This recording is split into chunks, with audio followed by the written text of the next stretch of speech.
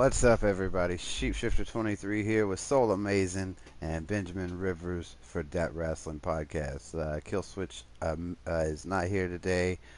He's busy at a Mark Wahlberg autograph signing. Gotta go get those. Gotta go get that. We'll be back next week, guys, and mark it on your calendar. He told Mark Wahlberg to grab his marker and mark his name on his autograph picture. So, taking care of that. What's up, guys? How you doing? Very good. Good. So, this was, we're going to kick things off with Monday Night Raw. It was the Monday Night Raw after Super Showdown from Melbourne, Australia. We covered that last week. Pretty much the only thing we covered. Yep. It was a pretty good episode. One of the best Raws I've seen in a while, I think. There was, started off with Triple H and Shawn Michaels. I was hoping that they would kick it off with the "Are you ready?" But they didn't. They kicked it off with Triple H coming out separately from Shawn Michaels, and then they did a little promoing and basically alluded to the fact that the DX is back. But it's a little... It doesn't feel like... I didn't get what I wanted out of it because it's shorthanded. It's just Triple H and Shawn Michaels. That's not DX. DX is all five. At least all, four of the five, something. Well, they've had stints in the past where they reunited as the two of them and were labeled as DX. But those two were, just nostalgia, just like this one is. Yeah, it's just not. It's not enough. Back then too, and it's all for $1. It being just the two of them just isn't the same. Yeah. I mean, I know they're both big superstars around the world. Like, they're two of the greats of the company, but I mean, those guys all together made DX. So I agree, it's a little bit shorthanded, and it's like you said, it's just make some money. People want to see nostalgia; they're gonna tune in to watch. Yeah, I'm DX versus the Brothers Destruction. I'm so disappointed. People probably thought they'd never see that again. I'm just so disappointed in Triple. The whole Shawn Michaels thing, retiring, and yeah, that just went right at the front door because literally, I think that Shawn Michaels, he should have just stayed retired, not come back just for just for like apparently a dream match between the Brothers of Destruction and DX. I don't think he should have came back for that. I think like someone else should have. They probably offered him enough money to where he said, "Okay." Every man has a price. Yep, of course. That's right. Yeah, I'm burnt out on the whole idea. I'm tired of watching 50, 60-year-old wrestlers go at it in the ring. It's just not enjoyable to me anymore at this point. Yeah, that's why I said that the Triple H Undertaker match at Super Showdown was good, but it was more of a show than a match, if that makes sense. It was more of a, oh my god, he's doing that move he used to do. Oh, they're doing that thing. Oh, he grabbed a sledgehammer. I remember when he used to do that. It was more of a nostalgia act than an actual in-ring competition. Yeah. So, aside from that, that was a pretty good little deal. That led into some stuff. But then we've got Bobby Lashley versus Kevin Owens to kick off the first match of the night. This was where Leo Rush was really emphasizing what he's gonna be doing. He he went in there and just basically healed the hell out, just annoyed the hell out of the crowd. Aside from Elias the other week or whatever with that heel reaction. I can't think of anybody who was that quick to get boos and stuff, especially on somebody who was already a heel like Kevin Owens, because Kevin Owens hadn't been getting the reception that he used to get, the where he's a heel but the crowd still cheers for him anyway. He hadn't been getting that. So It was quick, and Leo was. I enjoyed it. You know, his voice even is annoying when he's talking, and Oh my god. So this led to them writing off Kevin Owens and the injury of Kevin Owens and the heel turn of Bobby Lashley, which is probably all good things considered. From what I've heard, Kevin Owens has been working injured for quite a while and has been needing the surgery for a while. So it's good for Kevin Owens to get that time off, to get that recovery time, to get back in ring shape. And it's good for Bobby Lashley to get some, you know, a better deal than he's been getting in the past. I definitely feel like he'd been getting a raw deal from underutilization. Okay. But it was an okay match all in all. I don't think it was too bad. What do you think, Sol? Wait a minute. What? I'm thinking, Sol. A raw deal. Hang on. Wait a second.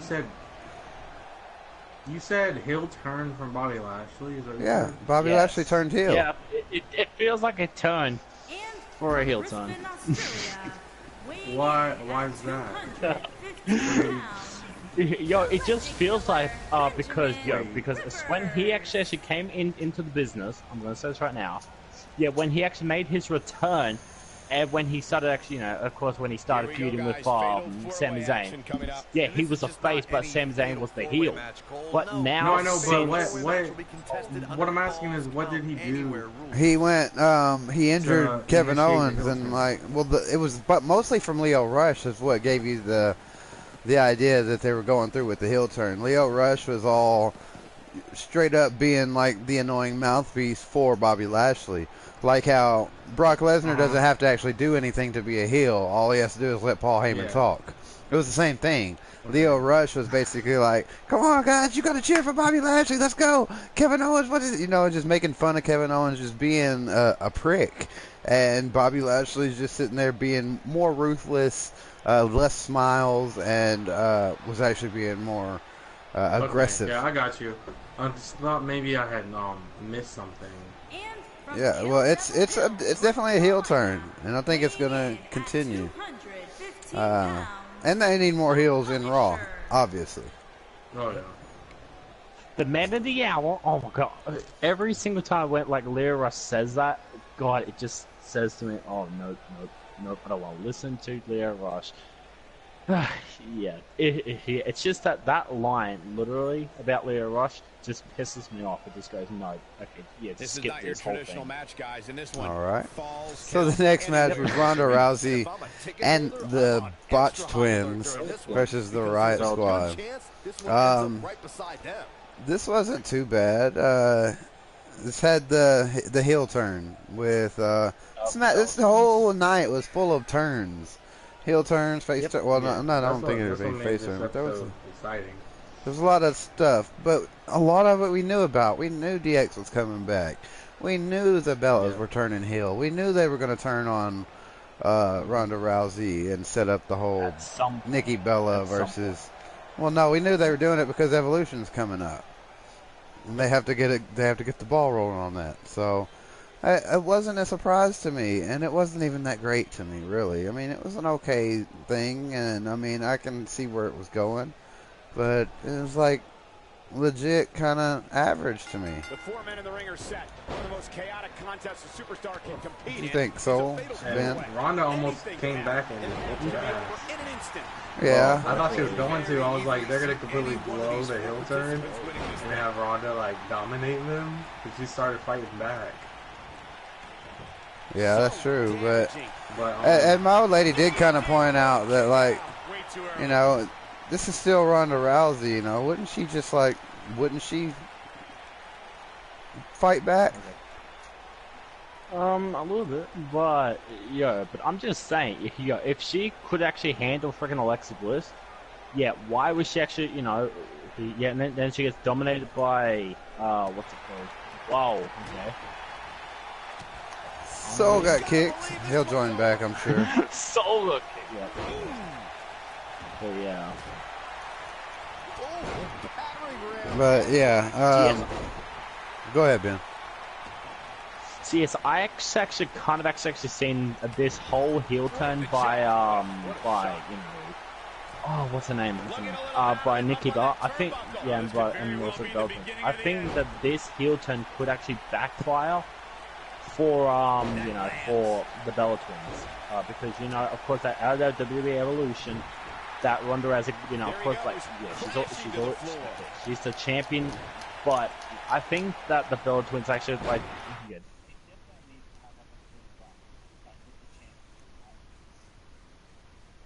All right, I'm gonna invite Soul back to the party. I don't know if he got kicked or if his internet got cut off, but give me just a second. Let me find him. Sorry guys for the delay. You know how it goes. We apologize. Technical errors here. Technical difficulties. All right. So yeah, what do you actually think of this whole heel turn? Like about what's happening at Evolution between Nikki Bella and Ronda Rousey. How do you think it's gonna end up? Do you think? Boring. I don't care to see Nikki Bella versus Nikki Bella versus Ronda Rousey.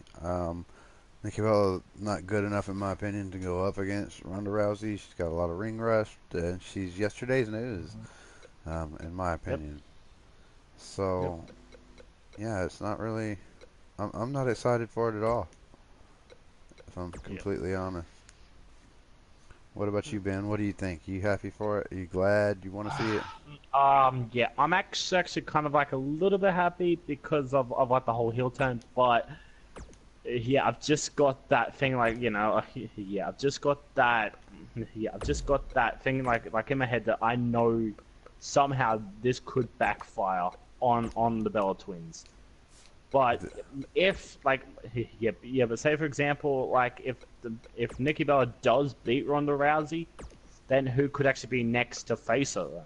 Like after that, would Ronda Rousey get another opportunity at the title?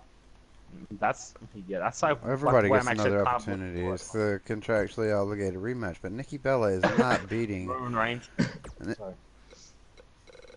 Nikki Bella is not going to beat Ronda Rousey. It's just not going to happen. Even with heel tactics and all that, they're not going to let that go over. Oh, definitely. Yeah, so I don't think so. Yep. Let me see if I can get Emma Rose in the party here real quick. Street saying that they wanted to join. So if they're on my friends list, or they are on my friends list, but if they're online. Let me see. Doesn't look like they're online.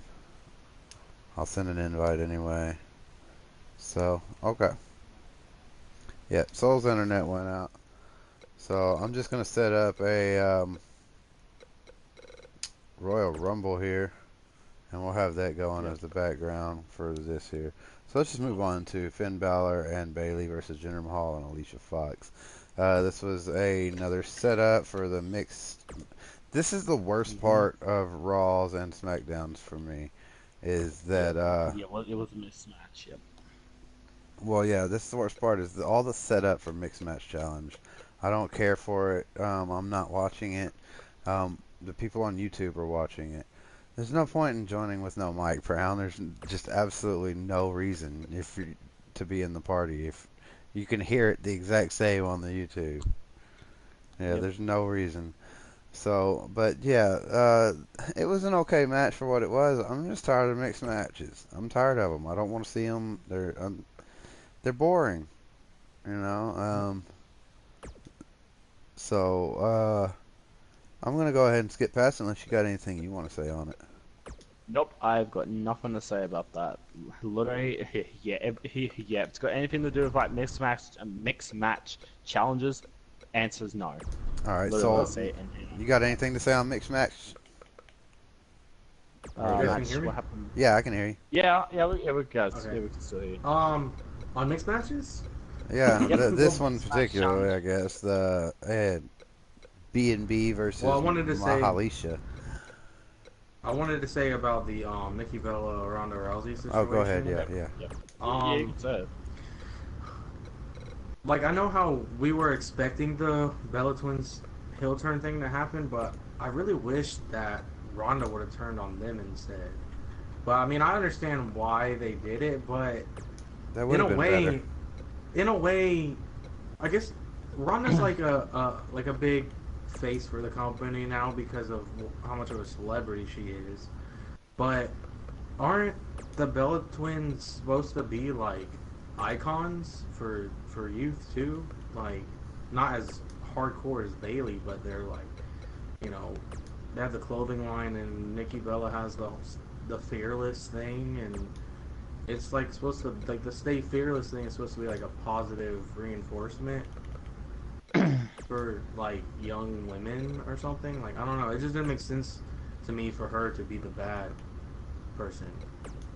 I could be reading into it too far, but I don't know.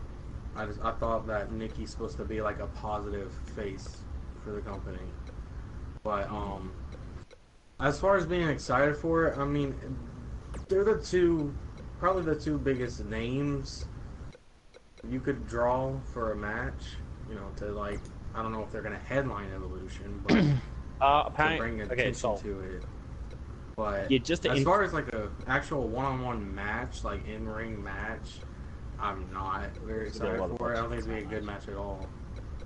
Yeah, well, I have heard sold that they might be main eventing it, Evolution. That's what I've heard. Yeah, I wouldn't be surprised if they did. Yeah. That's a shitty main event. I mean, they're the two biggest names. It would be like having, you know, AJ versus Daniel Bryan at WrestleMania. Like, they're the two most popular women across the world for professional wrestling right now. So it makes sense in that standard. But for us real wrestling fans, it's not going to be a good match. I mean, it's just not. I mean, Ronda's getting better. She's definitely getting better each week, but she's not there yet. And Nikki Bella's not great either. I mean, it's going to be mediocre at best. Yeah. In my opinion. I don't care for it. So, if we move on, So that's all I gotta say about that. Mixed tag matches, you said. I did not see this match. I actually, I didn't want to wait, so I watched the Hulu version this week. So I didn't Gotcha. see this Finn Balor and Bailey versus Jinder Mahal. You didn't and Alicia miss Fox, it. but this is just filler for the mixed tag match on Facebook to get people to tune in and watch there. Yep. I mean, that's all it really is. I don't know. Jinder Mahal and Alicia Fox is a really awkward mix. I haven't seen them perform together yet. But it works sounds alright. awkward. It works okay because they use the dynamic of her and the Singh brother. They're not getting along, and so it's a storyline part, you know. So I can understand it, and it works for what it is. It's not for me, and I'm sick of mixed matches being shoved down our throat because they're doing it on Facebook. Yeah, I haven't watched any of this stuff on Facebook. I'm not really following the whole thing, so this isn't really important to me. But I don't know. The Finn Balor and Bailey, I can imagine is pretty fun. Finn Balor, I can imagine is having fun with it. They're not as good to me storyline as the Mahalisha part is. They're kind of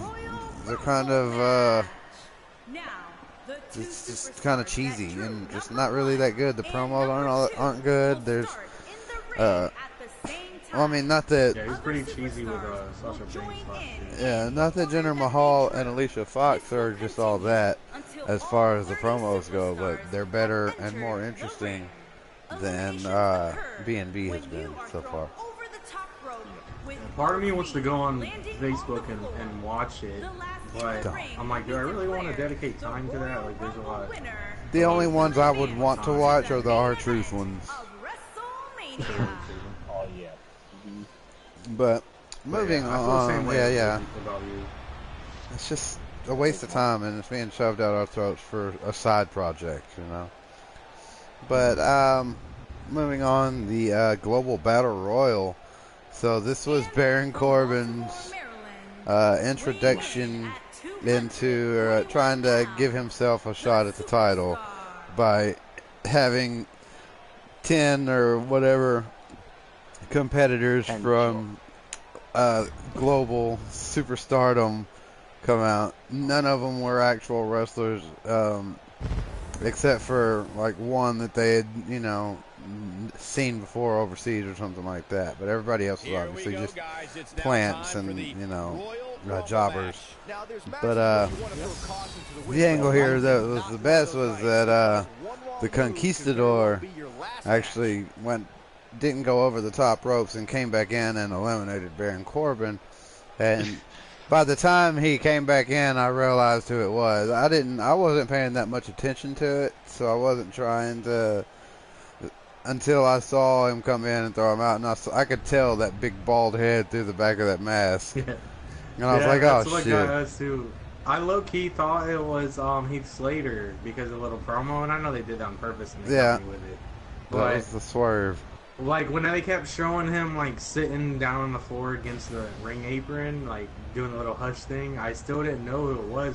It wasn't until they showed the back of his head. My girlfriend immediately was like, "That's Kurt Angle. Look at his neck." And I looked at his back of his neck. Going, yeah, you're right. Like nobody else has a body shape like that. Like he's got the big bald head, and his neck is all puffed out and stuff. Like that's Kurt Angle all day. Now he's got the little beer gut looking thing going on. He looked really funny in that gold suit. Oh god. Yeah. Yep. Yeah, and I think actually. Look like somebody's I uncle think try to have a surprise birthday party or something. Yeah. Mm-hmm. So I mean, this does set a stage for, you know, a lot of the battle of the GMs. You know, Kurt Angle and Baron Corbin, you know, fighting over a job. I think there's a lot of interesting storylines to be had here, and some pretty interesting things that are gonna happen out of it. I don't think Kurt Angle's gonna win any titles off of this, but I do think it's gonna be a very interesting couple months as far as that storyline is regarding. If your gas tank hits empty early, I guarantee you. So the next match was Ember Moon versus Nia Jax. I didn't see this either, but I'm looking at it with right an now. exclamation point, no less. Yeah, it was kind of meh. And it ended with like a show of yeah, it was a count out, and they still like shook hands and stuff after it all was over. I don't really know what the point of this was, or even if there was a point. He's inflicting some serious It's kind pain of like, here. I don't know, I didn't see it, but to me it's kind of like they're slowly shoving Nia Jax away. From what we've seen and heard tonight, In my opinion, there must be serious until they meet her injuries. again, maybe. I mean, she didn't take the loss. You have to possess a We don't different really type see of her focus to on punish an TV. opponent like this. I think it was more to give Ember Moon a push, and to not. Oh yeah, but at Nia Jax's expense. Well, tonight I think that was one of their ways of having it not really be at. I know a loss is a loss, but a count out loss isn't a clean loss, if you know what I mean. Yeah. That's why I said like slightly push her away until As his either. body is driven to the They don't mat. want to totally Oh, okay, I write get her what off, you're saying, yeah. but it's to give her a mediocre loss. So when she does come back, it's He's not like, looking oh, banged she up got here, guys. destroyed by It looks Ember like Moon. things are about to get even Gotcha, worse. I got Too you. bad. Looks to make an elimination here. So, yeah. Ben, do you have any thoughts on the Ember Moon? Yeah, I didn't like the ending of it. Like, yeah, you know, like the whole count out match. I would have preferred like either a submission finish or a pinfall finish. There's a But kick. yeah, but in the end, you know, of course, yeah, Nia Jax, Ember Moon, two good wrestlers. I can't actually know, but yeah, but like the count out victory, I just don't think like that's actually a proper way to like probably like I don't know like. Yeah, I don't even know what they're doing with Nia Jax at the moment, but yeah, but if they're actually like, you know, if they're sending her away, that's not the way how to like, you know, push someone out. I don't know. Like, yeah, this match really has like lost me so many ways. Yeah, I don't know what they're doing. Yeah, I got you. Well, moving on, we got Trish Stratus's return. It's gotta be hard to rebound from So that one. Stratus said that she was not going to be fighting her alone, and that she was going to be bringing some company in the form of Lita. So that was pretty interesting. Also, completely expected. I don't know. They got me. They got me. This made me say, okay, I'll tune in to Evolution because I just want to see Lita. Now. But we already knew that Lita was there. They announced the They had announced the match as separate matches: Lita versus Mickey James and Trish Stratus versus Alexa Bliss. But I think, I think someone is injured, and they're making it into a tag to cover up that fact. Well, this is also good because it gives us, people were complaining that they wanted Mickey James to Stratus, so at least they're finishing match against each other. Then it gives us, the two favorites of a past generation teaming up together. I'm not sold on. I'm the same way with the women returning as I am the men. It's just not as good. The last time Lita was back, it wasn't that impressive. Yeah. That Women's Royal Rumble, her moonsault looked very sloppy and dangerous. I love Lita. She's my favorite women's wrestler. But I don't want to see anybody get hurt.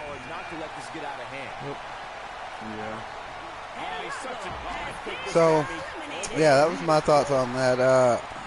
I don't know. Maybe it'll be good, but I don't see it being good. I don't really see anything from Evolution just being must-see or overwhelmingly good. I think the Mae Young Classic Finals will probably be like the best match. Well, no, Becky Lynch and Charlotte Flair will probably steal the show. That should be the main event, but it's yeah. Hang on. Hang on a second. They'll probably do something like open with it or something. Yeah, to get you into it and bore you for 2 hours. Yeah. So, like, oh no, just watch this for the next 2 hours, and then you get to see Mickey and Fonda. Just stay with us. Nope. I'll be just like, nah, just skip this whole pay-per-view. Just skip the whole pay-per-view. He's not in a good spot here, guys. What you got, Ben? If you actually want me to say this, because I do have something about the whole Charlotte and Becky thing. Oh, we'll save that. We're not on that show. We'll talk about that when we get there. The next match was Bobby Roode and Chad Gable versus the Ascension. Yep, another burial. Again, another burial to the Ascension. Another match of Bobby Roode and Chad Gable versus the Ascension. How many times am I going to have to watch? Well, maybe not anymore, because at the end of this, which Bobby Roode and Gable won, the Ascension, AOP came out and just murdered everyone. So what is this, like the same tag team angle they're doing on NXT with the War Raiders? Right? That's what it feels like. Way better tag teams than NXT though. With Undisputed Era and who was it happening with? The Mighty. Oh wait, actually no. Mustache Mountain. Wait, yeah, I swear I love the only tag teams that now they're just straight up ripping off NXT storylines. They must have actually, took lessons from NXT. Did anything happen after this, or was it just Bobby Roode tried to beat DC and then AOP came out and beat her right up, and that's it? AOP came out, beat everybody up, and that was it. I don't understand because it just had Connor defeat. Didn't Connor defeat Chad Gable and Bobby Roode? Yeah, he defeated. Yo, I swear. And then nothing came from it? match. I think if anything, that's gonna break up Ascension. I think Connor's supposed to turn on Victor eventually. That's why I asked if anything else happened, because you would expect it to happen right here, because he just past 2 weeks beat them both by himself, and then they lose as a tag team, and then nothing happens.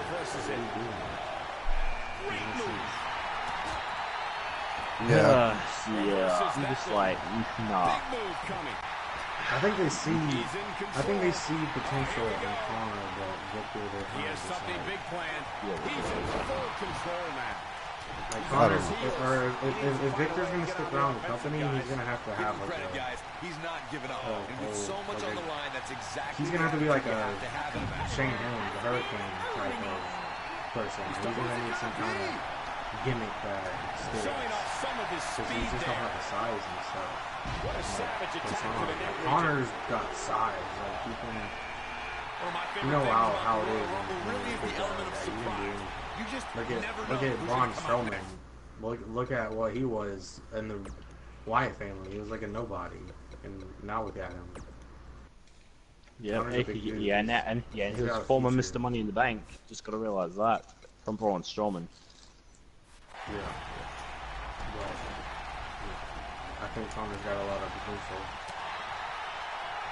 Yeah, I agree. Definitely. Not so fast. Clothesline. Good Lord. All right, so the next. Or they could actually give them a chance as a tag team, but that's also not going to happen. No, that's not going to happen. You know that's not going to happen. Jeez. But the next segment was Paul Heyman's promo. It can. I mean, what can you say? Paul Heyman always. It's like Bleacher Report says, you know, Paul Heyman could make the Gable, Rude, and Ascension thing main event status if they let him talk about it. But that's all it takes. So, I mean, it doesn't matter what he talks about. It's going to be amazing. And what he was talking about was Brock Lesnar and how he was going to regain his title at Crown Jewel. So, I mean, good shit. Did you see this one, Saul? The promo. Yeah. I am just saying right now. I said he was spitting facts. Oh, sorry. I don't know if it's my game audio or if it's your microphone, but you're really low in my ear. I can barely hear what you're saying most of the time. Probably going to have to go turn my audio down. But I have to. Right in front of me. Yeah, I don't know. It's probably my end. No, I've got my. Oh wait, I know what I do. I just haven't used the party and game audio sliders in a long time. Sorry for the blue screen, people.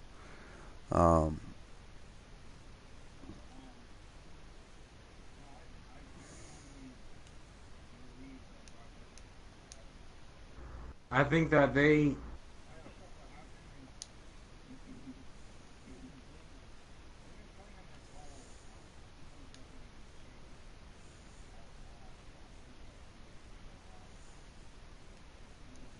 The whole Brock Lesnar situation and not defending the title, so they decided, let's give Roman, let's take the gamble on Roman. A lot of people want him to have a title run, so let's go ahead and give him that in between time. So we're not just holding the title on Brock for another 4 months, 5 months, however longer it will be. Let's give Roman his little stint and see what comes of it, and then we'll just give the title right back to Brock right before he signs the ring to go back to UFC. So you're saying they're going to give Roman the title for like less than 2 months? Okay, hang on. Yeah. Let me. Okay, I also have a thing from this. I also have a thing from this also. What? I'm actually going to be saying this right now because I know Sol is probably going to be disagreeing with me right here, right now. But, you know, the only person who actually kind of deserves the title more than both those men is freaking Braun Strowman. I'm saying this right now. Braun Strowman was the former Mr. Money in the Bank, and and how many times has he been screwed out of opportunities? Ben, for once you make a good point. I do agree. I think Braun Strowman has deserved the Universal title for a while, and I think it's. I actually don't disagree with you. As a fan, I completely agree. Yeah. But I'm talking from a business standpoint on what makes logical sense. And I mean, the WWE doesn't give a shit about who deserves what. Well, no, from a business standpoint, Braun Strowman versus Brock Lesnar could have been amazing. And better in all regards and all ways than any Braun Strowman. We may get that still, though. You give Brock the title back. He goes to the UFC, wins the title there. He's 2-time champion, making tons and tons of millions of dollars off of this. And then you turn around and when it's time to take that title back off of Brock, you have Brock Lesnar and Braun Strowman. And that's when Braun gets his moment. Okay. I don't know. See, okay, it is like that. You do sound really distant. It says your volume is low. Let me here. I'm just gonna quit this match, so we're not gonna find out who wins this. I think it's because my audio is so loud on the game. I've just got to turn the audio down, I think. Or maybe it's something with your microphone setting. I don't know. So I'm literally right in front of my microphone. with the game off, you sound loud as hell. So I'm just gonna go to the audio volume here. Turn these down to about 50. Ben's voice is. I can hear Ben pretty clearly when we're playing. But this ought to fix it. So we'll just put in a different match now, because it's gonna take too long to get that many. But yeah, you can continue. So we're good now. You should be able to hear everything. I mean, I'm pretty much done. Okay. I think that's what makes sense, in my opinion, on a business standpoint. I agree that Braun deserves his moment, but I don't see it happening in Crown Jewel. Okay. I agree, because there's too much going on with Braun already. Because the next match was The Shield versus Braun Strowman, Dolph Ziggler, and Drew McIntyre. This was a great match, and it set up a lot of things. It set up rifts between The Shield, and it set up rifts between Braun, Drew, and Dolph. Drew McIntyre. So I was excited. This was a good little setup. And it was a great match, obviously. So what I hope to see is something really shocking. Like, well, see, they've done the whole Dean Ambrose suspect thing so long that the only other thing to do it would be to have Roman Reigns do the turn, and that'd be the shocking part. But I was just thinking, what if they, since they obviously know that everybody's probably thinking that too, why don't they just, well, no, why don't they have Seth Rollins turn on them both again? Okay, the whole Seth Rollins heel turn thing. I think that would be the unexpected thing. That has already been done so many times, and I think like a lot of people probably it's like saying to themselves, yeah, if that actually AKA did actually happen, I think everyone would be just like, okay, yeah, oh yeah, it's another Seth Rollins heel turn. Yeah, I wonder like where we've already seen this from. And yeah, well, I will be said the first one. Yeah, this is actually what I'm going to say right now. What they did between the whole, like Dean Ambrose versus Seth Rollins when Seth was a heel, that was pure money. Like the magic like they put in the ring, that was good. But yeah, but if it was the other way around, I think Dean Ambrose would be kind of like the best pick because. Okay, I'm gonna say this right now. But now it's not a good pick. Love to see now he can't. Now if he No turned, one it's stupid because they've been drawing it out and making it so obvious this whole time that it's like, who gives a shit if he turns? Yeah, I don't think it's gonna happen at all. And I'm not sure how it's gonna go with. Way too much. It's just not. Okay. I'm not sure how it's gonna go with Dolph, Drew, and Braun, because Drew did stick up for Dolph, but Dolph was actually getting it from both ends. Dolph was getting it from Drew and from Braun, But then when it all came down to it, Drew stood up for Dolph instead of Braun. So it's an interesting dynamic. I want Brock to win the title, if anything, because I want to see Brock Lesnar versus Demon Finn Balor. Like, really bad. They really need to push that angle. Yeah. I really want to see that match. This will be a sight to be seen, I guys, just don't think we're going to get it. for the same goal here Yep, because, you know, because... That would have been like a great, like, SummerSlam main event. I can make a legitimate case for any I agree. That's got SummerSlam written all over it. Yep. But but you know what Vince McMahon will freaking do if he... times. Okay. Yeah, but you know what Mr. McMahon will do? He will automatically start just pushing Roman Reigns to the top. You know exactly what Vince McMahon is capable of doing to any superstar. You know he's about to take him back off. I guarantee you Brock Lesnar wins the title crown jewel because you have no idea what kind of money is invested in this. Oh my god! And that's what is it? They're supposedly paying $12 million just for Brock Lesnar alone. Yeah, it's all about money. It doesn't matter what we think is fair or what is right or who deserves what. It's all about money. Which I also will be saying this right now. So Crown Jewel might be also cancelled anyway. So yeah, so that's no, right now plans are still full steam ahead. That they're a go. Yeah, it's the location, isn't it? Yeah, it's the location. That location has moved somehow. I don't know. But it's a smaller venue, but no, the reason why it's maybe canceled is because of the reporter, the U.S. reporter that just got kidnapped in Saudi Arabia by their government, tortured and killed. A huge opportunity here tonight for one of these so that makes things a little complicated.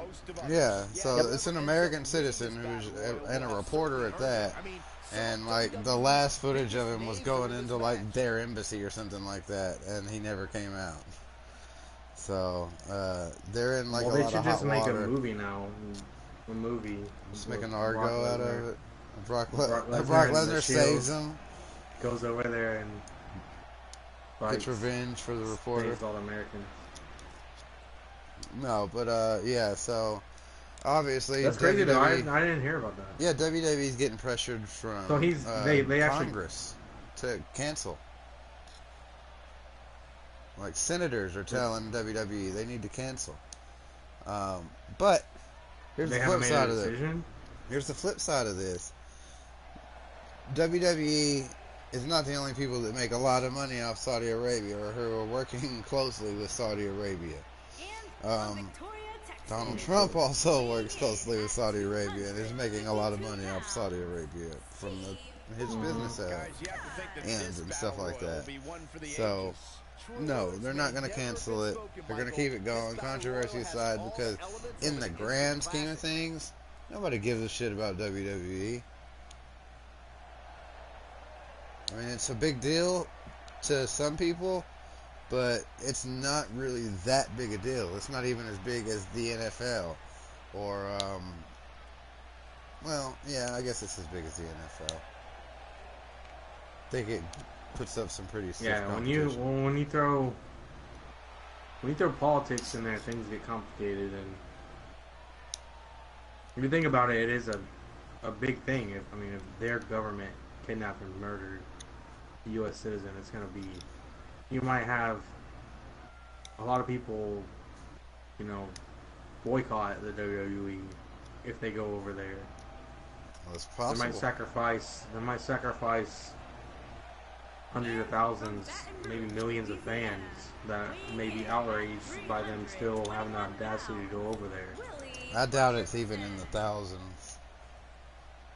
Because the main thing is, how many, even if you had heard the story about the journalist in Saudi Arabia, you probably wouldn't have put two and two together and been like, oh, isn't WWE doing a wrestling thing down there? You probably wouldn't have even considered the two in a similar thing. You probably would have separated it in your mind. You would have been like, wrestling is this one thing, oh, and it just so happened, guy died, whatever, something else is happening over there at the same time. But wrestling, it wouldn't have even, and except for it's being covered in this context. Without that, nobody would even be thinking about it at all. The only reason anybody's bringing it up at all is because somebody mentioned it. Somebody did put two and two together and be like, hey, wait, WWE doing this big show here. Aren't you guys like doing something real shady over there? But at the same time, our government's doing the same shit in our country all the time, aren't they? Yep. Supposedly, if you believe the Alex Joneses and stuff. Oh, yeah. Like Streetkilln. So, but yeah, that was all of Raw. So we move right into Smackdown territory, and it started right off with Becky Lynch versus Charlotte Flair, in which DQ can win title. So that was a weird little stipulation, but it was a great match, and it ended in a double count out. So that's getting a little bit old. I feel like they've used that like 10 times already this year or something. Doesn't it feel like they've done the double count out a lot lately? In like every rivalry?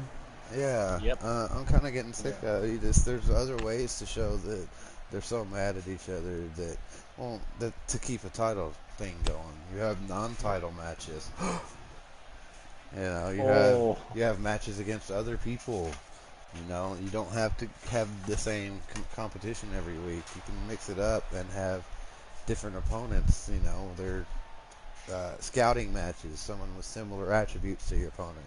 Blah blah blah. You can make it storyline and make it believable, and still shine a spotlight on two other superstars at the same time as you're building your current line.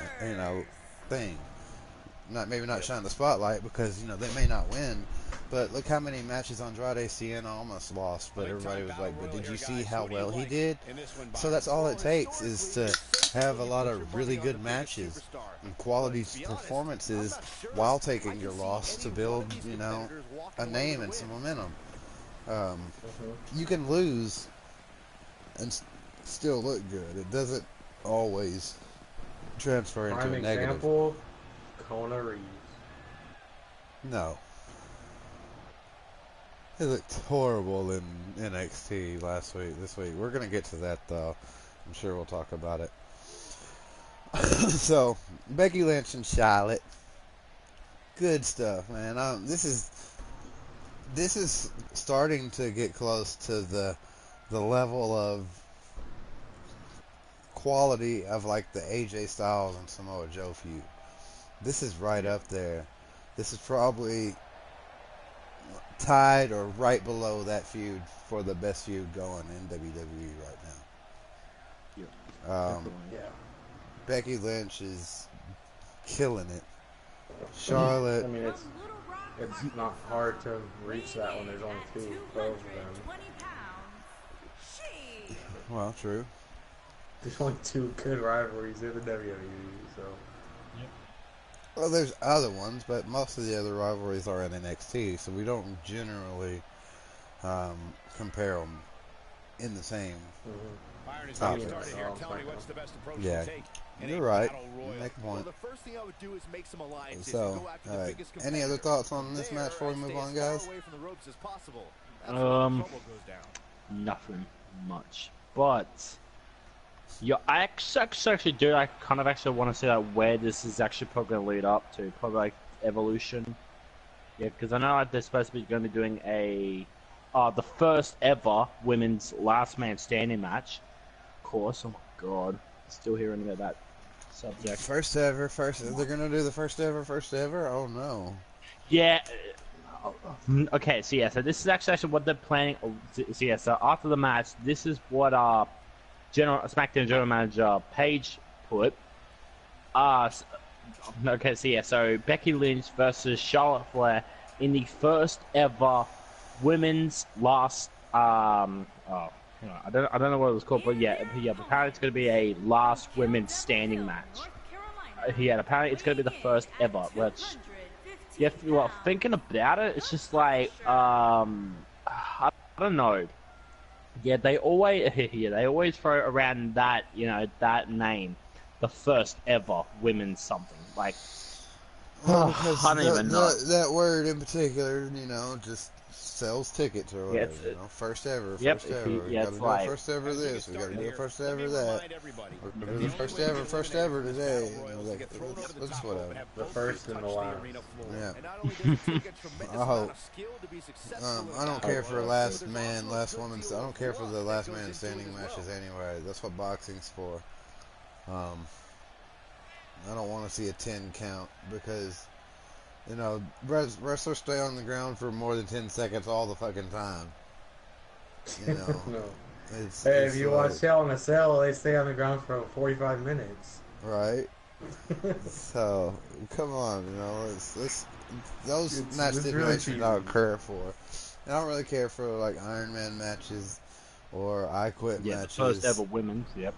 No. I'd rather see, the only match stipulations I really care for are, like, Extreme Rules, TLC, ladder matches, table matches. The Hell in a Cells and cage matches are interesting with the, escape and stuff like that. But for the most part, I don't really care for most of those gimmick stipulations. Iron Man, I Quit, Last Man Standing. That's all. No holds barred matches. They're good. It's not interesting to me. But Really? Wait, yeah. wait, you're saying no holds barred matches are not. No holds barred isn't one. I didn't say that. That wasn't in the category. No holds barred is basically a no disqualification match. Yeah. So I said that is one of the okay ones. So, but anyway, we'll move on. Samoa Joe versus Jeff Hardy for the World Cup qualifier. Joe had the leg from where AJ Styles just went full on ruthless aggression on him, and so the referee had to stop the match when Joe couldn't stand anymore. Yeah, Joe couldn't even stay on his feet, so the ref called for the bell. And Bleacher Report seems to be pissed off that they wrote Joe off with that, but I think it sells the AJ Styles intensity more to say that Joe, it doesn't hurt Joe when the referee stops because of injury. I think And it was really, good writing. yeah, it really helps AJ Styles and say, look, he was that serious that he legit injured Samoa Joe, but we know he didn't. But it's good. I liked it. I'm glad that was how it went down. And I mean, it sucks that it's all at Samoa Joe's expense, but it also, I think, gives Jeff Hardy an honorable. yeah, that was my main thing. I was like, I think he deserved to be in that match.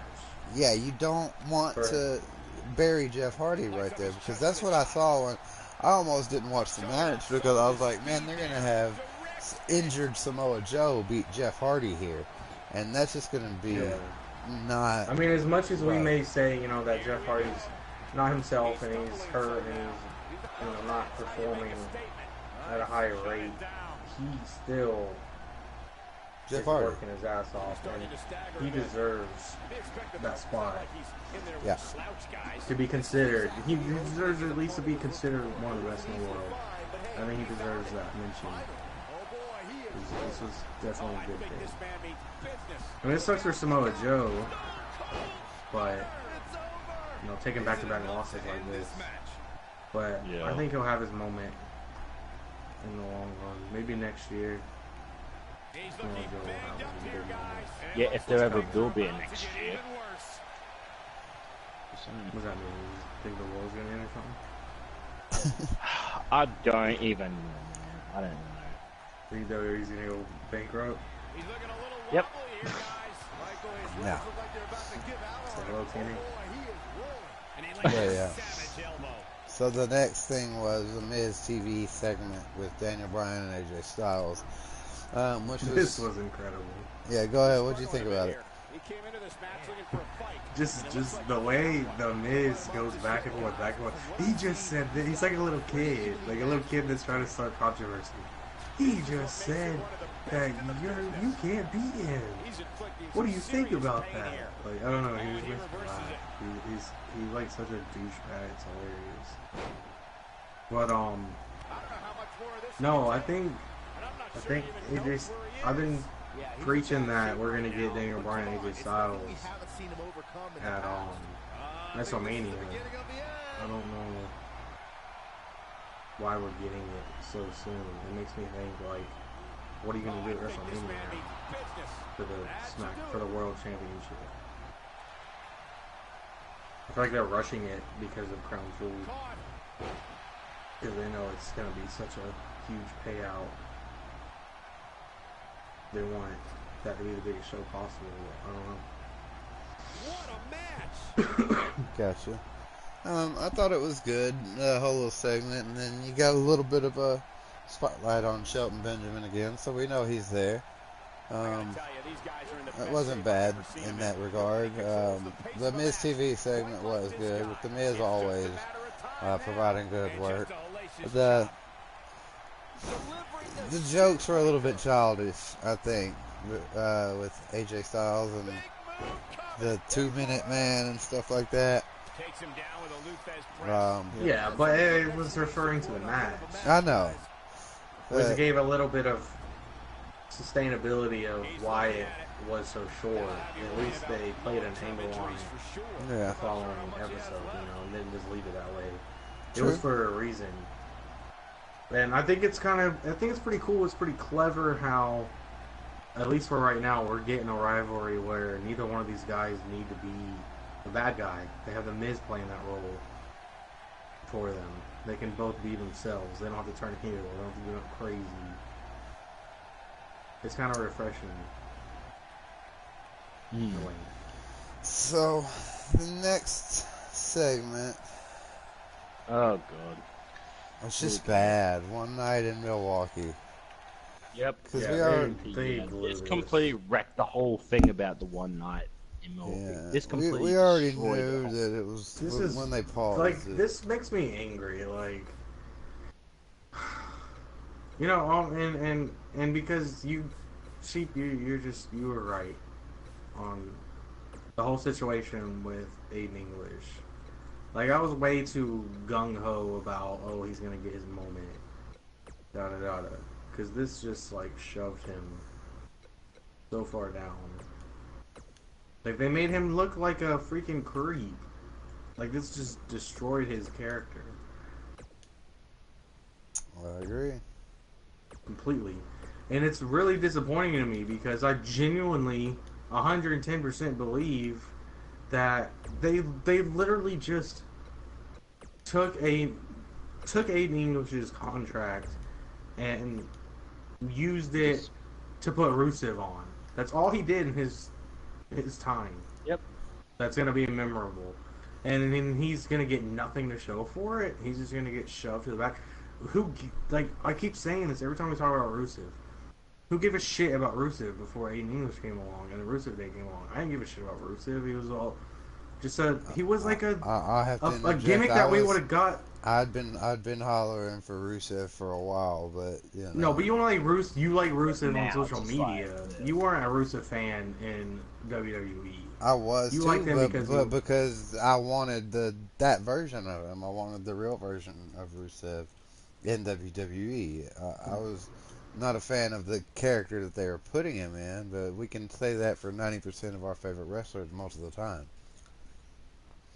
Yeah, but you're a Brock Lesnar fan, but you're not always a fan of what Brock Lesnar's doing or being involved in. Yeah, of course, but do you fan. Feel like you're getting the version of Rusev right now that Absolutely you want? not. Okay then, well, that's my point is the Rusev that we've gotten since the Rusev Day thing began made you more interested in Rusev. It's a push towards the Rusev that you want to see. And that's thanks to Aiden English. It's not thanks to Rusev. Yeah, it's also not thanks to Lana. Not thanks to Lana also. You couldn't have done that without Aiden English. I mean, it's It's point blank. Period. Like that didn't exist without him. I think it could have. Here's what it is. It could have been any mouthpiece. It didn't have to be Aiden English singing Rusev Day. It could have been any mouthpiece. All it needed was for Rusev to be getting a push. Rusev hadn't been getting a push as anything other than foreign heel. That's the only push Rusev had gotten to that point. But the point is, the reason why people got behind it is because it wasn't a foreign heel push. It was something different for Rusev. So they finally got excited that, hey, maybe we're going to get to see what we've been wanting, and that's the Rusev we've all wanted. The people who liked Rusev the same way I did.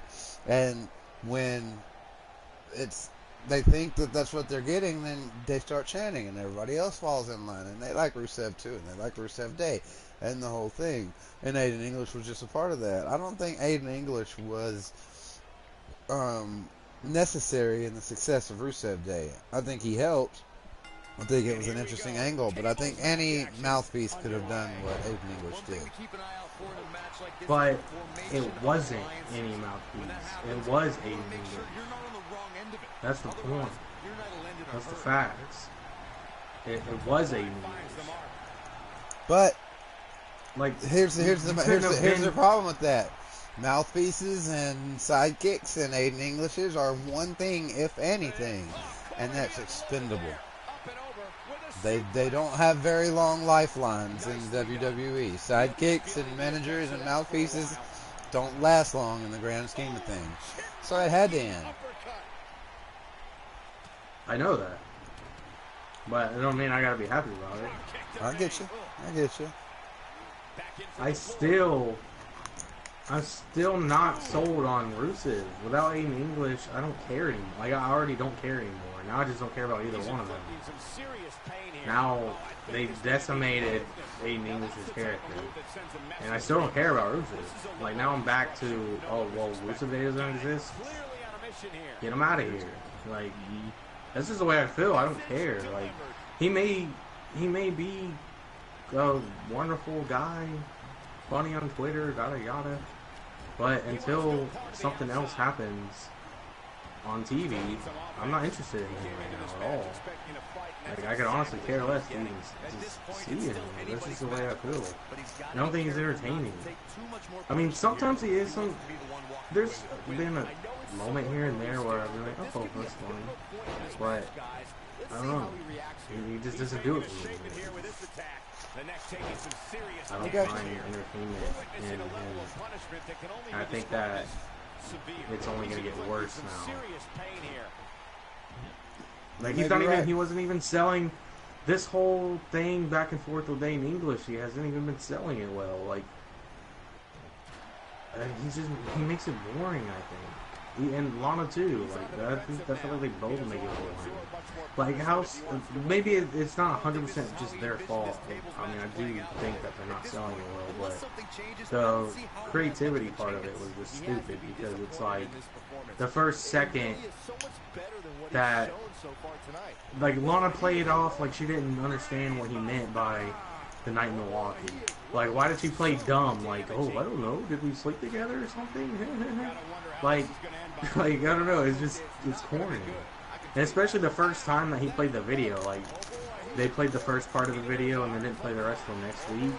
Like, why didn't she just say, like, oh, like, wait, I'll tell you right now what the rest of it, yeah.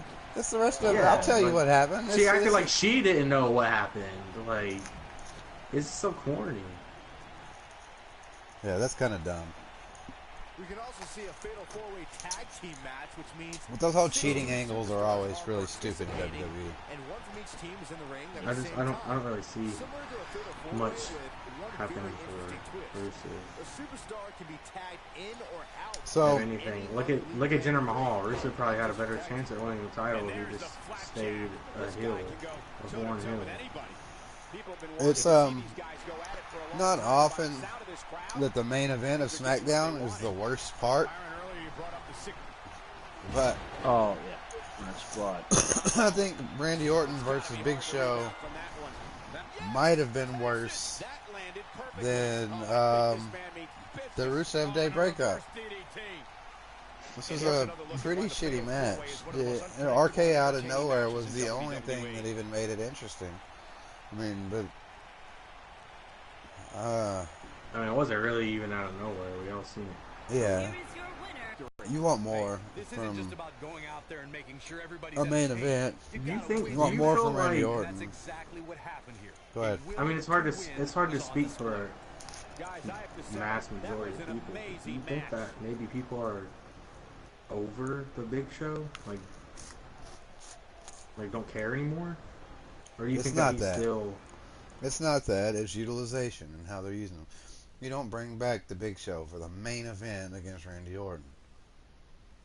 He's a big deal in ways that you just got to use him properly. You don't use him for main event pushes or use him for up and coming talent. Use him for jobbing stuff. I mean, use him to form some kind of interesting tag team dynamic or something. But you don't put him in the main event for Randy Orton if it's not going to be at least a hell of a match. If it's just going to be a standard, oh, here we go, this is Like, for instance, I just thought of something off the top of my head. What if we had the B team remained the tag team champions? And remember we talked about we wanted the B team to do more gimmick stuff, making fun of their competitors, dressing up like them. Remember we were talking about imagine if they did that with other tag teams. What if it would have went as far up until they went up against AOP, like we said, and then let's say you have, AOP just demolishes them, and then, like, I don't know, the current GM of Raw says B team can have a tag partner to go against them. Or let's say, like, Drake Maverick got involved and, like, cheated for AOP or something, like distracted one of the members of the B team, and then they said, oh, it's going to be a triple threat match, and B team can pick their partner, and then their partner ends up being the Big Show. It's kind of like it would be a funny play on, well, AOP has Little Drake Maverick, but we have the Big Show. That would be a good way to use the Big Show. It was funny, yeah, exactly. Comes in to help the faces, and it's like a shock value thing, like, Little Drake Maverick against the Big Show. Is kind of like equalizer. Like, that would be a clever way to use the Big Show, I think. Absolutely. With both feet landing on the floor. So, yeah, that was all. They're listening. You're going to see Big Show on Raw. Yeah. Yeah, I just seen that. Okay, so yes, I know I haven't actually said like anything for the last three things, but come on, this match let the entire Smackdown, like of course, show. This brought it all the way down, straight back to just I don't know where to, but this match. I wasn't even kind of not expecting anything good out of this. I knew as soon as they mentioned Big Show, I was just like, no, something is going to go terrible wrong. And it's going to use Big Show for like something of like a little bit of a squash match. But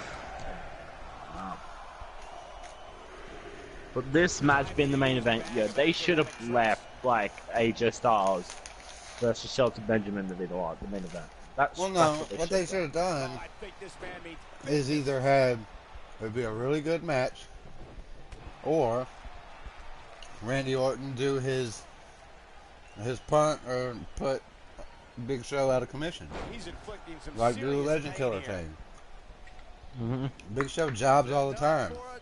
Why not do the ultimate job? Have him quote unquote retire you. Yep. But they're really. I agree with that, but Big Show's a guy that they're gonna call on all the time. Yeah. So the Legend Killer thing won't really stick because he's gonna come back. Well, yeah, but after a year or something, everybody forgets it. The last match he had was a year ago.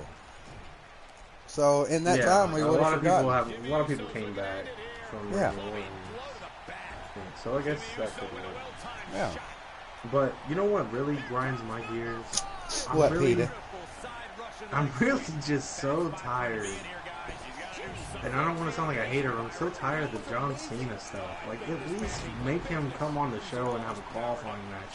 Why does he just get to automatically get put in these matches? Like, you're just like telling us that you're just telling us that John Cena is your favorite and he's the best and he's the greatest of all time. And nobody can ever compare John Cena. He's perfect. He's lovely. Oh my god. But you're just handing him these matches. Like, he doesn't even have to qualify. He doesn't even have to show up on Raw anymore. Like, it's back to back now. First at the Super Showdown, and now he just gets to be in the competition for who's the best in the world without even qualifying for it. Like, the main thing is where these events are. The Super Showdown was in Melbourne, Australia, which is being paid for I don't disagree that John Cena deserves to be in the match, but at least have him come on the show and have a qualifying match. Qualify, yeah. Well, look, here's the thing. There's only one You've main got thing. to understand that. It'll be John Cena versus Elias. Hold on. Boom. John Cena is all. It's hard to do. It's got to be hard to do. John Cena is literally always making a movie or a TV show, or always. It's got to be really, really hard for him to fit WWE into his schedule anymore. There's always something else with John. They can work it out. They could go on tour to where the hell he's gonna be, or he can fly out and do one. It's one night, one day. You can fly and do one quick match on Raw. And you can't really because of contracts and insurance. It's the same reason The Rock can't usually. They have to jump through a lot of red tape and a lot of hoops to get stuff like that through. But you're telling me he just performed at Super Showdown. He's about to perform at Crown Jewel. Because they're willing to spend because of how much money he's getting. Because a regular night of Raw. Contracts and insurance don't matter as long as. Well, fucking pay him to show up on Raw. Pay him the money. They're not going to because Saudi Arabia or Australia is not footing that bill. WWE would have to foot that bill, and WWE's cheap as fuck. WWE's not going to pay John Cena $10 million to show up on Raw. They're just going to say, screw the storylines. Yes. Any kind of logic. Yes. And just throw him down your throats. Because all of these shows, Super Showdown, fucking Greatest Royal Rumble, Crown Jewel, all of these are glorified house shows. They don't matter. And I know that I'm the one that always is preaching that everything's they're $20 million house shows. But I know, and I'm the one that's always preaching about things being about money and not logic. But this one is just so in your face corny. Like, why does he get? Like, it's just stupid. Like, he just gets to be in that match. Like, none of the storylines for any of this stuff have made sense. They don't care because they don't start pushing the storylines for these events until like the week before. So it's all shoved down your throat last minute, and none of it matters. Yeah, but I feel like this one matters. Like, at least the Crown Jewel matters. The cup, at least the cup match in Crown Jewel. Well, not the entire event. I think the World Cup match matters because it's saying who's the best in the world. I think it has some prestige to it. Well, the greatest that logic says that the greatest Royal Rumble winner was something special because it was the greatest Royal Rumble. Yep. Well, no. Royal Rumble's a Royal Rumble. I mean, that's different. This is an 8-man tournament to determine who's the best wrestler in the world. It has a hefty title on it. And I think that you should at least have to have a qualifying match to be in that.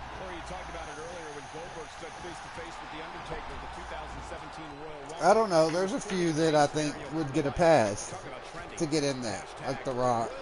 I know one person in Triple H. But now I know John Cena. I know one wrestler that is actually has already taken that name of best in the world.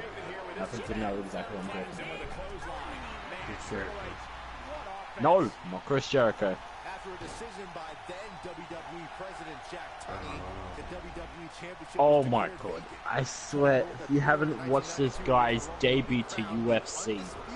Okay. I'm not UFC. Whatever. There's only one best in the world of this whole thing. It was the longest reigning WWE champion. Jesus. No, I'm saying. Oh, you're talking about Brock Lesnar. No, I'm not talking about Brock Lesnar. He's I'm the talking about longest the reigning champion. yeah, I didn't say WWE Universal Champion. I said WWE Champion. I think he's talking about CM Punk here. Yes. This Yeah, I guy. think Sheep knows. I know who you're Yeah. talking about. I'm trolling you. You've been hanging out with Streetkilln a lot lately.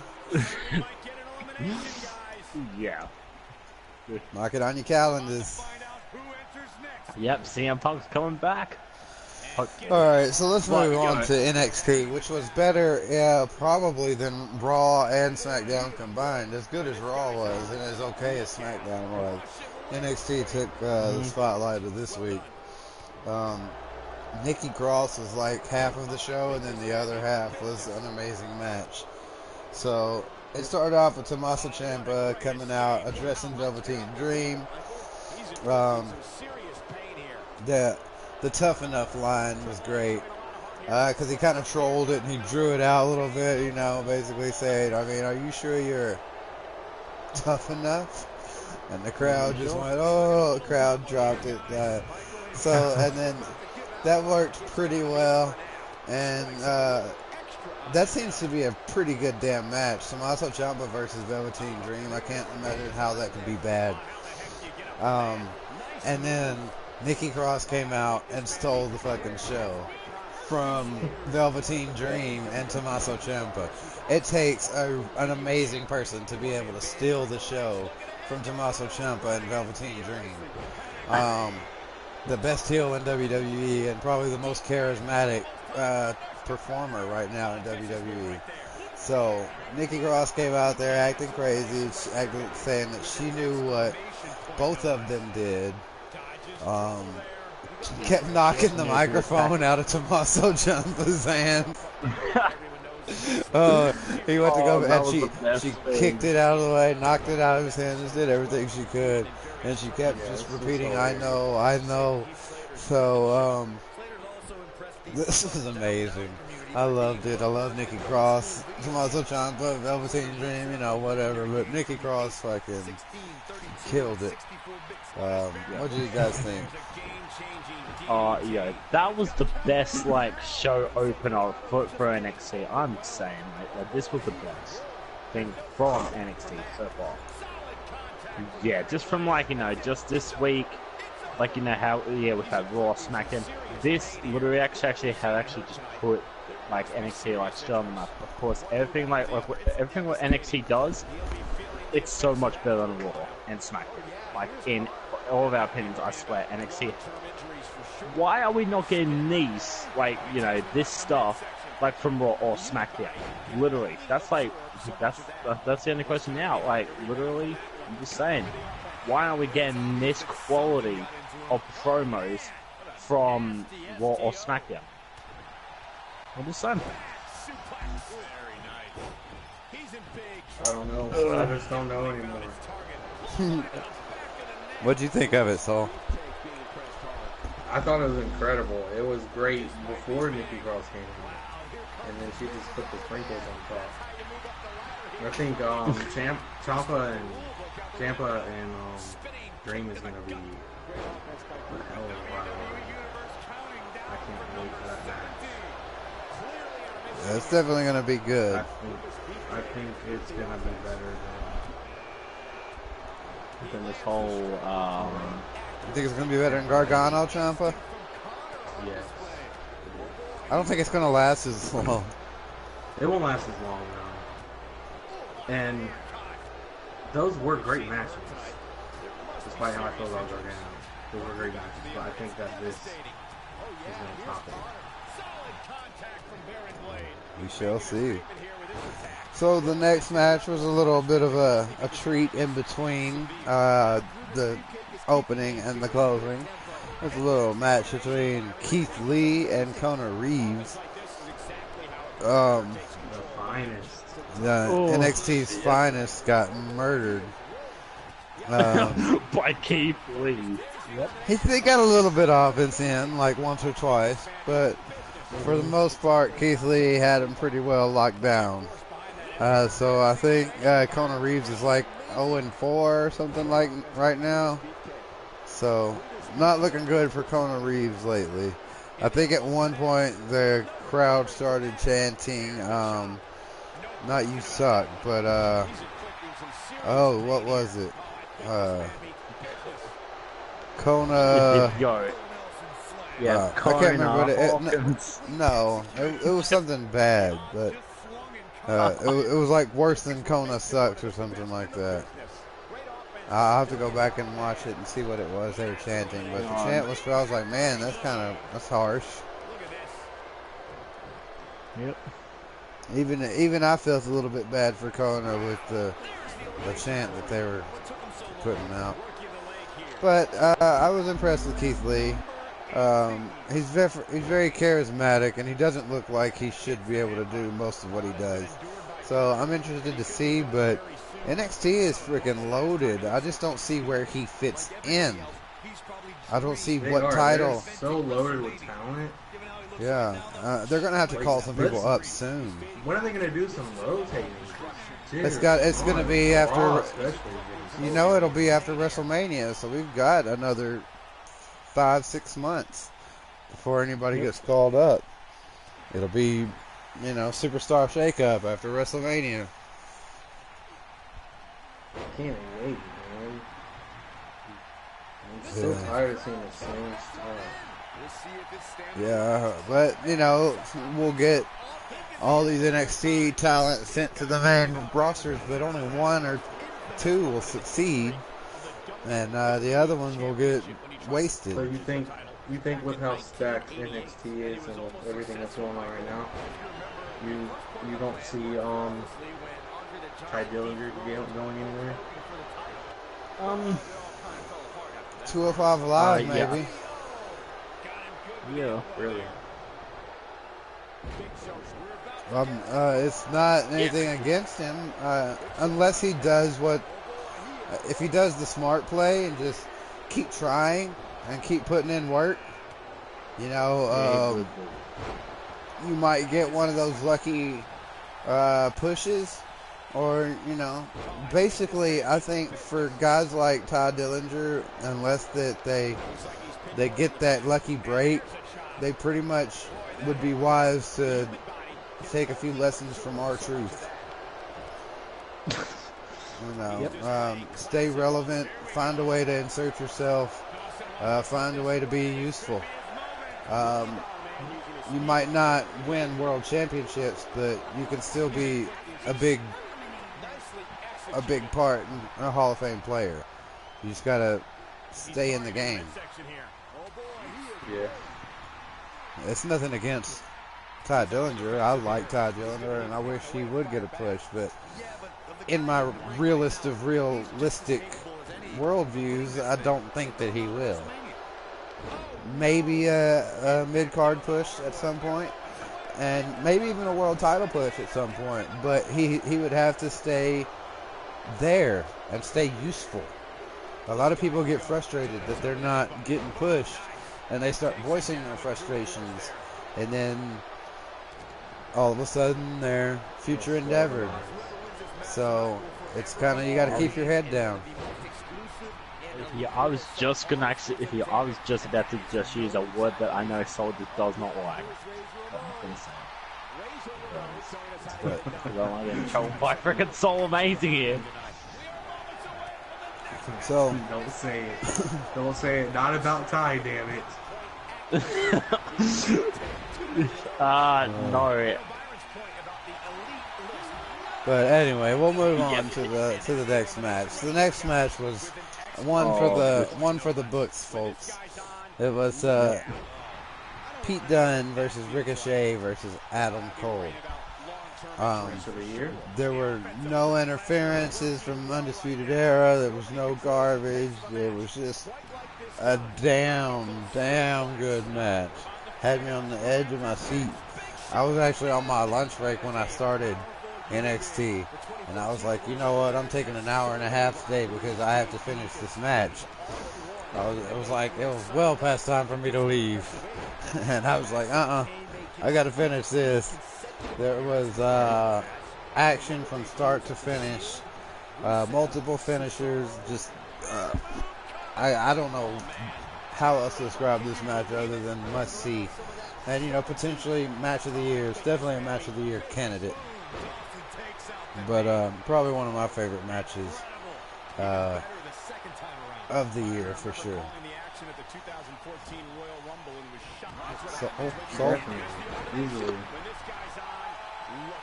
Easily one of the top 5 matches of the year. I can just watch these guys wrestle every week. I am glad that Ricochet won and got to keep his title. That's an interesting dynamic. I think Adam Cole has had plenty of time with championships. And if anything, Adam Cole should maybe go against Tommaso Ciampa. Or if Velveteen Dream is able to defeat Tommaso Ciampa at some point, Adam Cole versus Velveteen Dream would be interesting as well. But I think Adam Cole and Undisputed Era are all ready for a main roster debut. I think they would be good on title runs. They've been putting in work. I think that would be great on Smackdown. Smackdown. Yeah. I think they'd be great against the New Day and the Usos and Sanity. It's already loaded over there, but I think Undisputed Era has always shined. I agree, but I think they need to go. Unless they don't get brought up until after the Superstar Shakeup. And they bring some people in SmackDown to Raw. Because Raw needs a lot of revamping. Raw's got too much going on Raw's got too much going on with factions right now. That's all Raw is 2 factions. Yeah, so you don't want to throw more factions in there. It's too many faces, too many names, too much at once. Too much of the same thing. They're too similar. Yeah, that's why I said maybe like next year. It would make more sense. I'm tired. I'm thinking more of like tag division though. We all were hollering we wanted a big stable or stuff like that, but none of this feels fresh. None of it feels new. I wanted a stable that felt fresh and new, not another old stable that we've had before. When Bobby Fish gets cleared to wrestle again, they are the fresh stable that I'm wanting. Well, they come up to the main card and dominate. I mean, not dominate, but I think they could be interesting on the main card as that stable that I've been asking for. They're fresh and new and they're young talent. They're all great wrestlers. I think if they added like 1 or 2 main roster guys when they went, that would really put them over. They like came over and like gave a shirt to like Dolph Ziggler and maybe have Dolph Ziggler turn on Drew McIntyre and then they take one other. Pretty perfect. Yeah. Cocky demeanor. Exactly. That's why he was the first one. Like Dolph Ziggler and just somebody else that just would fit in well. Not the Miz, because the Miz isn't really a team player. But imagine one day you would have like Adam Cole, like they turn on Dolph Ziggler, and you have like Adam Cole versus Dolph Ziggler as a rivalry. Or even you've got Finn Balor on Raw, so you could have Finn Balor join Undisputed Era, and you've got almost a mini Bullet Club reunion there, because Adam Cole and Finn Balor were Bullet Club. Mm-hmm. So, I mean, there's all kinds of different stuff you can go for there. It's going to be great. And probably none of it will happen. Yeah. If they did it right. I mean, we know WWE Creative's not listening to us anymore. But hopefully they'll listen to us this time and, fix that. So, I'm going to look and see if we've got any news. Unfortunately, the last few times I've looked, everything that I look up is like all about the Saudi Arabia and I'd see here about Supposedly, the majority of the talent doesn't want to go to Saudi Arabia because the office does not want to go. Yeah, it's not like they have a choice though. So, Yep. and WWE apparently has backup plans in place. Yep. So, but right now they're moving forward. Yep. Let me also see. NWO So what would the is doing some type WWE of do? event. What could they really do? What if more than half of the roster just up front said, "I'm not going"? I mean, there's really nothing they can do about it. They're gonna fire all their talent. Not all, Like but 70%. they'll fire. Like 70%. Look, they won't fire all of them, but they'll fire anybody who ain't got enough pull. What do you mean? Okay, so yeah, The so Randy a Ortons WWE and the big shows and all that, yeah, they're fine. But let Kurt Hawkins or Andrade Cien Almas or Ty Dillinger say that they're not going because they don't feel. Well, if the big names say they're not going, then it doesn't really matter if those guys are going to go or not. If you have all the big names saying they don't, It if matters you have AJ because Styles, Roman, it Brock, matters because they don't have any etc., clout. etc. They're supposed to be respectful and just do what they're told. That's the industry. Hang on, there's another thing. Well, that's why I said when you bring politics into things get funny. Exactly. Oh my god, okay. And that's all WWE is politics. I mean, you start having a bunch of your big names speak out on this and say, "Look, I don't agree with this. I don't want to go," and you're going to turn it into a major thing. If the right people speak out against it, if you have your AJ Styles, your Daniel Bryan's speaking out against this, it's going to put them in a really rough spot. I mean, they already are. If you have superstars start speaking out, I mean, what can you do? You either cancel it or you're going to lose big talent and do permanent damage to your brand. So it's a tough situation in politics. Okay, this is actually a little bit interesting what I'm just reading right now. So NAC suspended Connor and the person he was fighting. I don't remember his name. This is wrestling podcast, not UFC podcast. Looking to toss him out here, guys. I think he's Fine. Okay. Yeah, he does always talk about UFC anyway, so don't worry. The only one that's regarding wrestling. Okay. Well, I was gonna say about the whole Brock Lesnar thing, but now, of course, yep, we'll probably won't go look at that now. Well, this is a wrestling and Brock Lesnar podcast, so we can talk about anything that's to do with Brock Lesnar. That's perfectly fine. Yep. So yeah, Brock Lesnar got called out by someone. I don't remember who it was. clearly on a mission here. That's what he was looking for, Michael. Check. I think Street might have saw this. But apparently he's not here right now. So that's great. His legs look like they're about to give out on him. He called. I think he said the Khabib guy called him out in WWE, Yeah. not in UFC. Oh, did you guys know about Punishment Martinez? Punishment Martinez has signed with the WWE and will start at the Performance Center this month. Oh, Yeah, I heard about that. The guy from Ring of Honor. yeah, I knew they were interested. I didn't know that he had signed. I didn't know that either. I just read it. He's got an interesting name, so I'm kind of interested. Yeah, to I've see. watched him. I watched him a few times on Ring of Honor. Is Every he now and good? then I go and watch the current episode once in a blue moon. What are your impressions of him?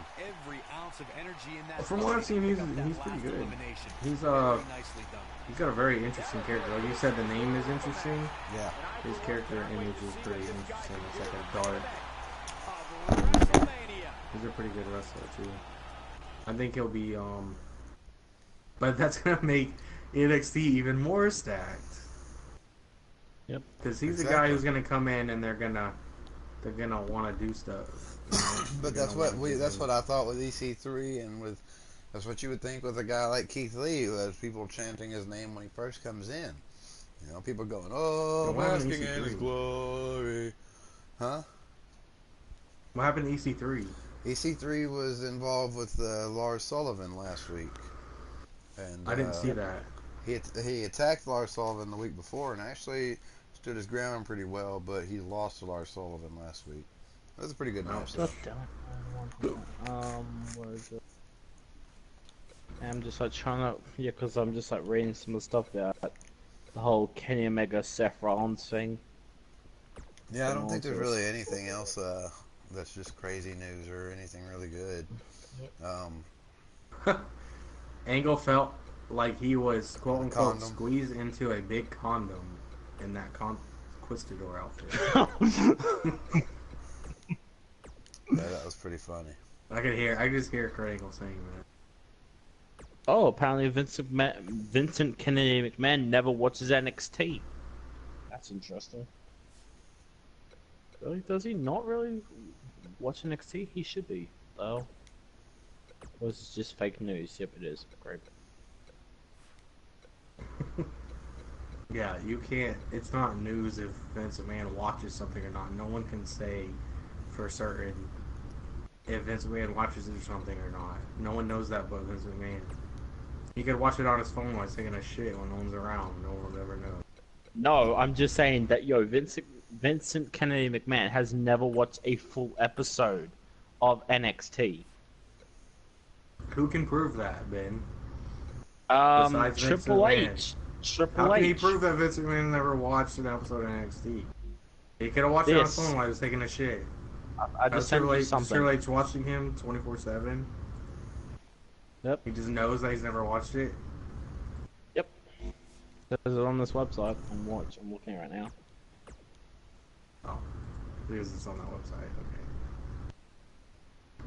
Okay. It's on a website. It has to be true. Yep. Yeah, just because Australia's on the map doesn't mean it actually exists. Yeah, everybody knows that, Ben. Hashtag fake Australia.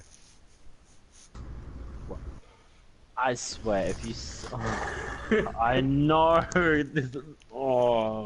Alright. But I wish Anybody like else got that anything? meme way did No, I not don't got exist. anything else. I I wish think that this is a meme pretty good didn't place exist. to call it a night. Pretty short. Ben, you have podcast. We anything went there pretty without good today. desperately searching the dark interweb? No, Got anything? got nothing. Anything Also, I was relevant? gonna say Mike Kanellis debuted in 205 Live, but then I think you guys already skipped 205 Live. Your Camellos? That's No, actually news. Mike- I didn't know that. Mike Kanellis debuted on 205 Live. What are Canellas and why are they yours? Your Canellas are doing what? I Cannoli? said, The, oh my god, Italian dessert? Okay. Mike Cannoli. That's his new. That's his No. new gimmick. Mike Cannoli. My cannolis! Oh, my cannolis! What have you done? You've ruined my cannolis. You made me drop my cannolis. What are you doing? So what's a my Have to cannoli? make another match. What is this my cannoli you speak of, Ben?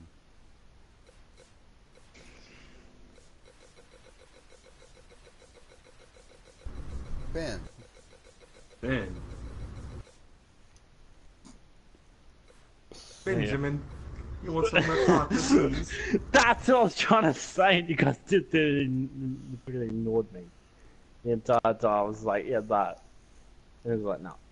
I'm sorry, Ben, I don't know how to read, so you're gonna have to read it to me. Guys, it's time to about time to call it a night and go get you some red Coolio and chicken salt, cuddle up in bed. Oh my god. That's right. right on there. That's right. And Alright, what guys. time is it where you're at Okay. right now? Like 8 It p.m. is 5:39 p.m. here in Australia. I'm just saying, 5:39 Wow. p.m. Yep, it's very late. Yeah, very late, he says. It's like middle of the day. But if you're So, somewhere yeah, so that Mike- doesn't exist, okay, does time hang on. really matter? So Mike Kanellis and Maria Kanellis actually debuted on 205 Live during, I think it was an open challenge by Leo Rush. So, you want me to talk Leo about Rush is 205 still Live? on 205 Live, And and so is Drake Maverick. Yep. You really actually want me to talk about 205 Live? Because I don't think anyone Hurry up, Ben. discussed Hurry. it. Yeah. Hurry. No, Yeah. I'll leave it to next week. I think I've heard enough. Okay. Well, what's up, what's super? Thanks for stopping in. You just caught us at the end.